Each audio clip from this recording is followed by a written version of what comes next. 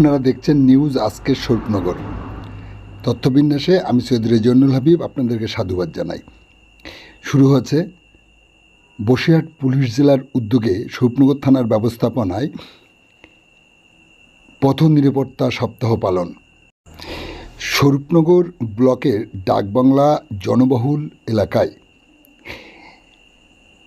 পথরেলির মধ্য দিয়ে এই পথ নিরাপত্তা সপ্তাহ পালনে পা মেলান এসডিপিও রাহুল মিশ্র আইপিএস, ছিলেন সিআই অভিজিৎ মুখার্জি সহ স্বরূপনগর থানার ভারপ্রাপ্ত আধিকারিক প্রতাপ মোদক।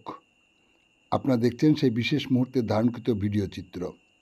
এই সময় আগতদের সামনে বক্তব্য রাখতে গিয়ে সিআই অভিজিৎ মুখার্জি কি বললেন শোনাবো আপনাদের।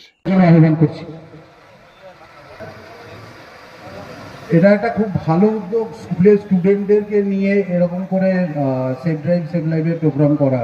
তার কারণ হচ্ছে স্কুল থেকে যারা স্টুডেন্টরা আসছে তারা হচ্ছে একদম প্রাথমিক নাগরিক, যারা আগামী দিনের নাগরিক, যারা বাস চালাবে, যারা লরি চালাবে, যারা গাড়ি চালাবে, বাইক চালাবে, এরাই তারা। তো এদের মধ্যে যদি আমরা চেতনাটাকে ঢুকিয়ে দিতে পারি যে কোনটা ঠিক আর কোনটা ভুল। There is no big fat rule book for traffic rules. Traffic নিয়মের জন্য কোনো বিশাল বড় সড়ো মোটা আইনের বই নেই। কতগুলো সাধারণ জ্ঞানকে এক জায়গায় জড়ো করলেই ট্রাফিকের নিয়মগুলোকে ফলো করা যায়। তো সেইগুলোকে বাচ্চাদের মধ্যে ঢুকিয়ে দেওয়া।